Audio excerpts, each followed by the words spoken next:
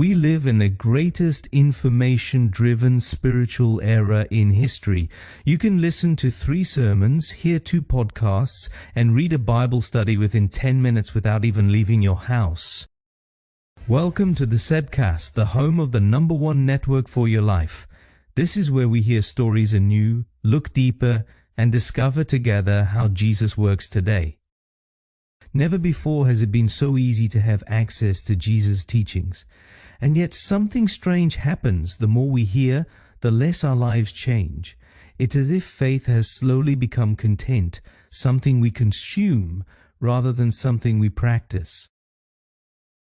Jesus saw this tension long before the internet. At the end of the Sermon on the Mount, after he sketched a whole world of challenging ideas about forgiveness, money, relationships, and trust, he said something disturbingly simple. Everyone who hears these words of mine and does them is like someone who builds his house on rock. And not everyone who hears and agrees, not everyone who finds it interesting. The dividing line, according to Jesus, does not run between people who believe and those who don't. It runs between people who do and people who only hear. What fascinates me is how easy it is to think that inspiration equals transformation. You can walk out of a service and feel that was good. You can remember a sermon, save a quote, or share an idea. But by Monday, life is full again.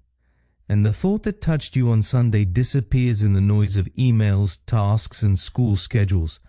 It's not because we are insincere, it's because most of us don't have a space where someone asks, "What are you going to do with it now?" Here lies a great truth. Ideas rarely change lives in isolation. Ideas change lives when they enter conversation with others.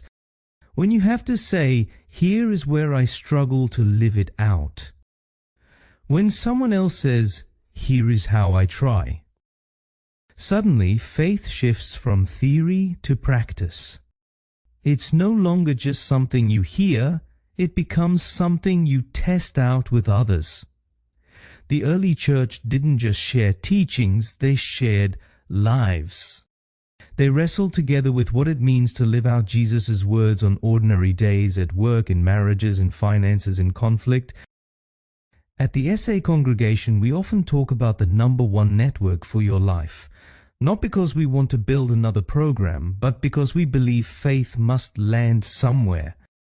It must land in conversations, in homes, in small circles where people can ask each other, "What does it look like for you now?"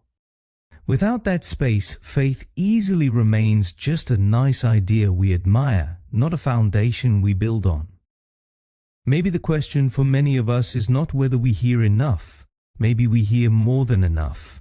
The question is, where does what we hear become a life we live? Because according to Jesus, the difference between a life that lasts and a life that collapses is not how much you know, but what you start doing with others with what you have already heard.